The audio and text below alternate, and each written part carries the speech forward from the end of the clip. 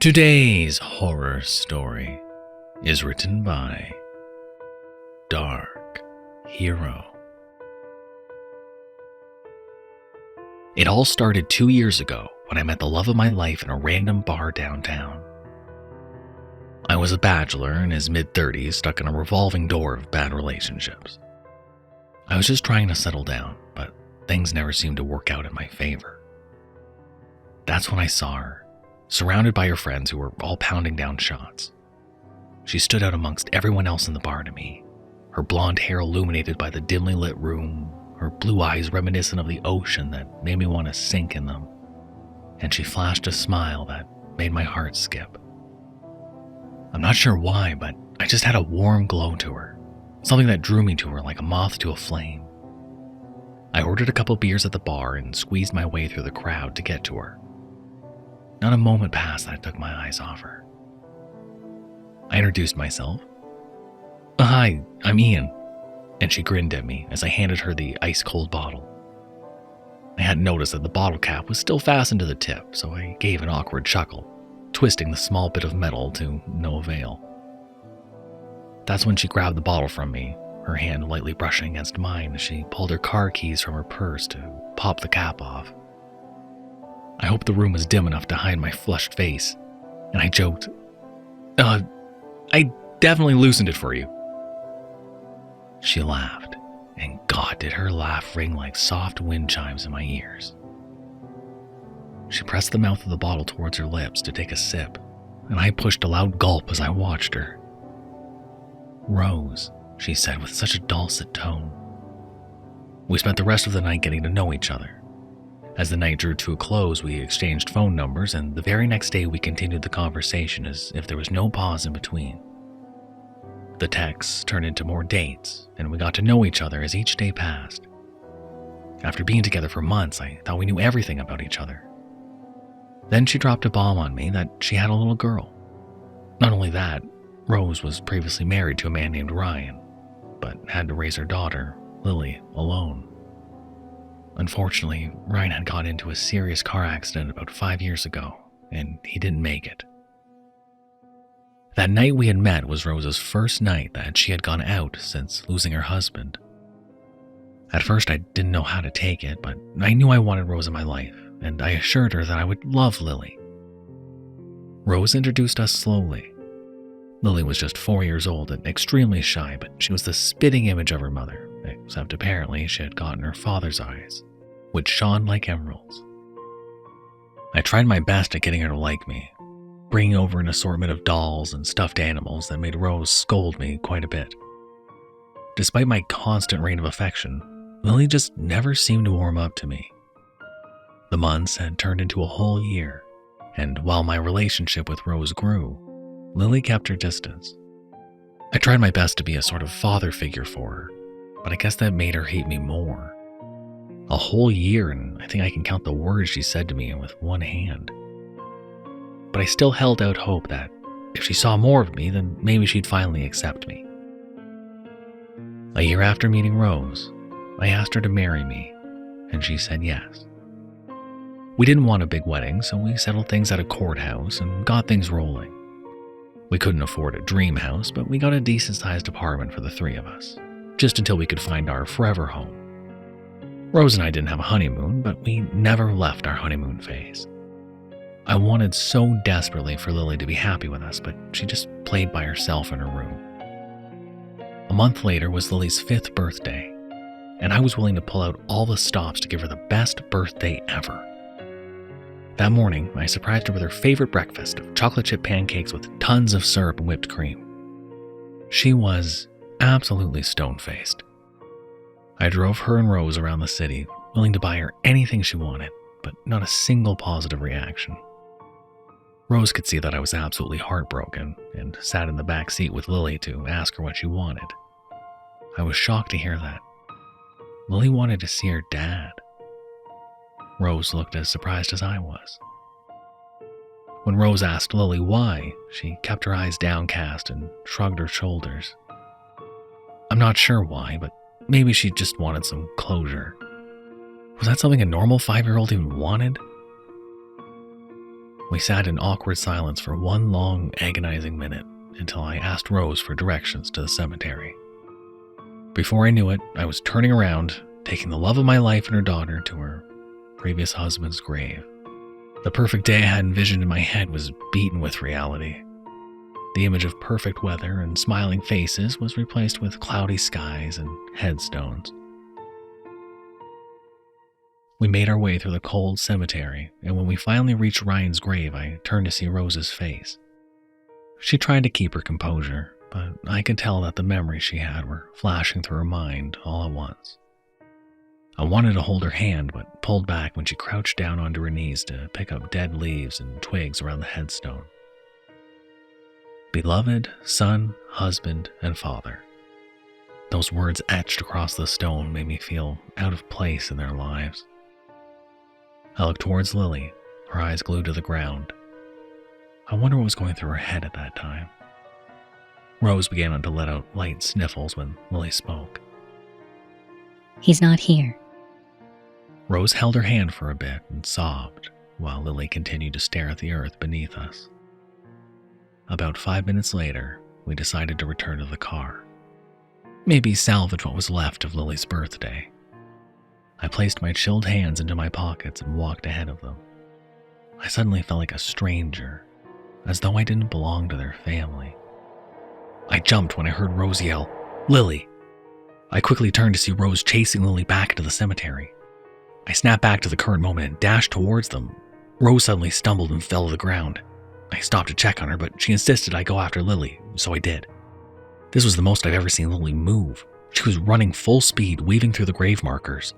Before I knew it, I lost sight of her completely. I stood there for a moment, surrounded by the dead and looking all around, but I just couldn't see her. "Lily! Lily, where are you?" I shouted, my lungs struggling to catch breath. I stumbled deeper through the graves and heard something completely foreign to me, the sound of Lily laughing. I followed the high-pitched giggles to find her crouched behind some damn headstone, covering her eyes with the biggest smile on her face. A toxic mix of emotions began to bubble up inside of me, and I gripped her arm and yelled at her, "What in the world are you doing?" I don't remember all that I said to her. Hell, I don't want to remember. But a string of curses must have left my lips. Lily's eyes were filled with tears, her face twisted into pure hate, and she muttered under her breath, I hate you. I don't want you. Those words definitely went through me, and I heard Rose running behind me. She scooped Lily up into her arms and squeezed her tight. The three of us walked back to the car in silence. When we returned to the apartment, none of us spoke a word. I'm not sure if Rose heard what I said to Lily. Maybe she did, but we never talked about it. I do know that I was filled with guilt and regret, so I slept on the couch that night. That night I had a nightmare. I dreamt I was running through the cemetery again, looking for Lily, but she was nowhere to be seen. I was screaming out her name, but no noise came out. That world, my dream, was filled with a deafening silence that even now makes my stomach turn just thinking about it. Then a noise shattered the silence, the sound of something clicking and clacking that made my ears hurt. I tried to shield my ears with my hands until I felt something hot gush onto them. I looked down to see that my hands were filled with blood. The noise grew louder and louder, to the point that I let out another silent scream. I jolted awake from my sleep. My whole body was drenched in sweat and I was struggling to catch my breath again. My chest felt like a battleground as my lungs and heart were struggling to calm down. I sat in the darkness for a while, the silence filling me with anxiety, until I heard a noise. That same fucking noise I had heard in my nightmare, except it was faint, muffled, followed by a delighted squeal from a little girl. At first I thought I was still dreaming, until I noticed the clacking sound persist. Then Lily's laughter came right afterwards. I shot up and tiptoed towards her bedroom, slowly pressing my ear against the wooden door, but sure enough, I could hear it. That noise. Then Lily laughing again, saying, "I love you." I'm not sure what was going on, but I quickly opened the door. Lily let out a scream. She was sitting cross-legged on the floor with no one else around. The surprise on her face turned into the angry expression I saw earlier that day, and she yelled, go away, over and over again. Before I could react to try and calm her down, Rose was already there, pushing me aside to get to her little girl. Rose looked at me with narrow eyes and asked what was going on. I tried to explain that I heard a noise coming from Lily's room. Then Lily pulled her mother's face to look at her and said, He tried to hit me. Rose's head snapped back to me and she yelled, what? I tried to tell her that I had no intention of hurting her, that I wouldn't lay a hand on her at all, but Rose wasn't hearing me. Rose got up with Lily and stomped towards our bedroom. Before slamming the door, I heard her voice through the entryway. Don't be upset that you can't be her dad. I stood there, shocked in the middle of Lily's room. That clacking noise was still present. The next morning, I did my best to apologize to the girls. Lily stayed in her room while I talked things out with Rose. She apologized too. What she said was uncalled for, and she just wanted everyone to get along. I kissed Rose and assured her that I would get through to Lily. The morning quickly turned to night. Throughout the day, I would pop my head into Lily's room to check in on her, looking for a chance to go in and apologize to her. Nothing seemed out of the ordinary, except that she was smiling and laughing more that day than I had ever heard in the entire time I've known her. Rose snuck behind me as I watched Lily talking to a space in the corner of her room. Apparently, she made a friend yesterday, Rose whispered. I turned to give her a confused look. What do you mean? I asked. Rose shrugged and explained to me that every now and then, Lily would come up with imaginary friends. She didn't think much of it and assured me that eventually the imaginary friends would just disappear. That was new to me, but Rose was completely unfazed by it. She patted my shoulder, telling me to leave Lily alone as she walked back to the living room. I continued to peek in the room, and I saw Lily stop everything that she was doing and slowly turn her head in my direction. The clacking could be heard inside the room, and suddenly the door slammed into my face. A sharp pain came from my nose and I saw a bit of blood splattered onto the white door. My nose wasn't broken or anything, but it fucking hurt. I quickly stepped to the bathroom to see blood was trickling out of my nostrils. I cleaned myself up. Rose came in to check in on me and I told her it was nothing. Lily was staring at me behind her mother's leg with a blank expression plastered on her face. Lily began to mouth something to me. Maybe she wasn't, but I swear she said, "Hate you." A couple of days passed by and her imaginary friend did not disappear like Rose said it would. In fact, Lily's behavior was completely different the following days. Any moment she was at home, she would be closed up in her room, and whenever I would check on her, she would start screaming at me. Rose would have to come in to intervene, and it started to put a strain on our marriage. Out of the blue, Rose grabbed me by the collar of the shirt and told me that she was going to call the cops on me. When I asked her what she meant, she pulled out her phone to show me bruises all over Lily's back. I felt the blood drain from my face. I told her it wasn't me, but Rose told me that Lily said that I did it. I didn't know what else to do or say after that. Everything I said felt like I was digging a grave for myself. We argued more and more, and I even tried to confront Lily about it. I asked her why she would say those things to her mom, to which she replied, Mr. Clackety doesn't like you. My heart began to beat in my chest. Who is Mr. Clackety? She looked at me with those expressionless eyes and simply said, My friend. I felt my body begin to shake as I heard that noise, clacking in my ears. I let out a shudder. Why doesn't Mr. Clackety like me? Lily turned her eyes towards the empty corner of her room and sat there for a moment until she said, He said he doesn't fucking want you here. Except it wasn't her childish, soft-spoken voice. It was the tone of an older man. I stumbled back and lifted myself up, my eyes darting towards the corner. Lily spoke again, with the man's voice bursting forth. You don't deserve a woman like that. You hear me? I heard something move in the empty corner of the room. Thuds of heavy footsteps walking towards me. I felt a pressure slam against my chest and I flew backwards through Lily's door into the hallway. Rose appeared and asked what was going on, and then Lily's bedroom slammed shut. Tears filled my eyes and I explained everything to Rose. She looked at me with, of course, disbelief. Something is wrong with Lily. Something is trying to get me. Get you. Please believe me. I thought these things would get through to her, but Rose just looked at me like I was fucking crazy. Rose was silent, as if trying to process what I was saying, but said, I think you should leave. Those words caused my whole world to come crashing down atop of me. But I didn't know what else I could say, what else I could do to persuade her. I just grabbed my keys, got into my car, and drove off into the night. I spent hours just driving around in circles, thinking about all that happened. I started to believe I was going crazy. I pulled into a random parking lot and just sat there. I grabbed my phone and saw Rose's picture on the screen. I quickly wiped the tears from my eyes to compose myself and answered her call.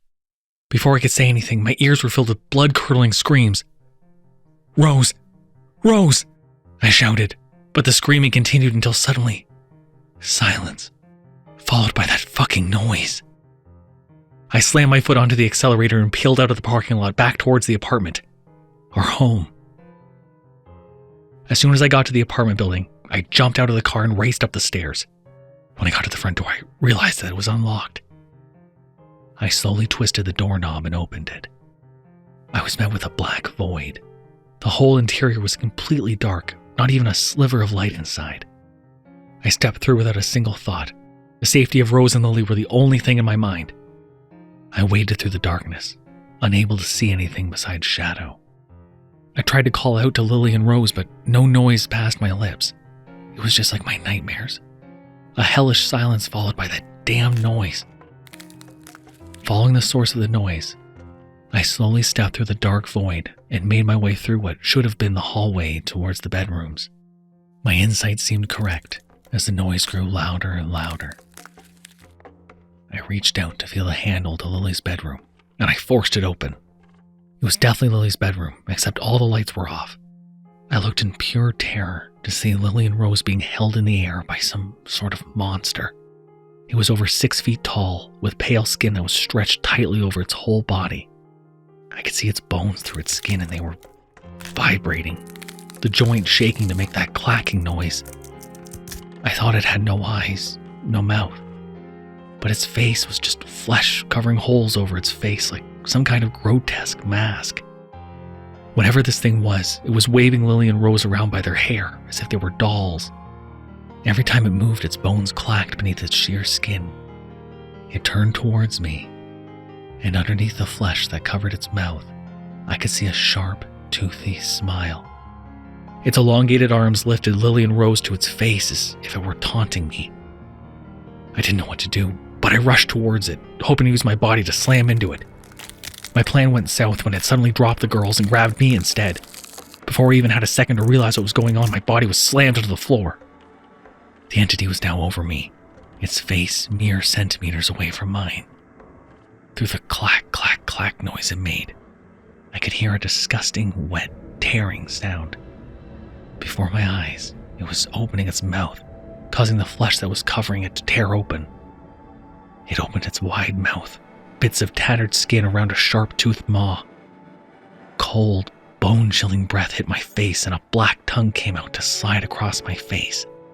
It took a hand and forced my head to look at Rose, then forced me to look at Lily as if it was showing off that they were his. It forcefully pulled my head to face it, and it fucking smiled at me. I had no idea what else to do, but I refused to give up. This thing was so preoccupied with me, maybe it would give them a chance to run. I took my hands and gripped it around my throat and shouted with all my might. This time I could hear my voice call out to them. "Rose! God, Rose, get up and get Lily out of here!" I used all my strength to try and keep this thing preoccupied, but it was toying with me, snapping its teeth next to my face. Then I heard a shuffle beside me. My eyes turned towards the sound to see Lily slowly getting up. Her face was filled with terror when she saw what was going on. She let out a scream, but I cut her off. "Lily!" There wasn't anything else I could do. Maybe I could let this thing take me, and maybe that would be enough to distract her for Lily to at least run. I took a deep breath and looked towards Lily. "I love you," was all I could muster. She looked at me with wide eyes and quickly rushed to her bed. My gaze was fixed on her when I saw that she pulled something out from beneath her pillow. I heard a loud snap, and her little voice boomed in the darkness. Get out! I don't want you here. Leave Mom and Dad alone. I felt his weight dissipate from on top of me, and as quickly as it appeared, it was gone. I rushed towards Lily, picked her up, and brought her to her mother. The next few minutes, Rose had finally come to, and as soon as she did, I lifted her up to her feet. We got the hell out of the apartment and went to a nearby motel to collect ourselves. We miraculously came out with minor injuries. The next morning, we tried to get together to figure out what happened and what that thing was. I'll try to convey the next bits of information as clearly as possible and take it as you will. Lily says that she usually finds her imaginary friends everywhere. Sometimes they'll give her something so they can go home with her. I couldn't believe it until she showed me an old wristwatch with its face completely shattered. Lily said that Mr. Clackety was calling out for her to play, and that he gave her that watch so she could take him home. Mr. Clackety told her that I was a bad person and that he would take care of her mom instead. At first, she refused, until that moment I snapped at her and she accepted his offer. I know that this whole thing is a lot to take in. I can barely believe it myself. But again, take it as you will. It's been a while since then, and I'm happy to say that things have gotten just a bit better since then. I'm not sure things will really ever be okay, but one step at a time, I suppose. I'm just glad that she's finally opened up to me. Rose and I assured her that she no longer needed those friends that she sees. Maybe one day, things will be even better, and I can truly be a father for her. Thank you for listening. Isn't it nice when everything works out? Oh, how I do love a happy ending. But you can handle another horror story, right?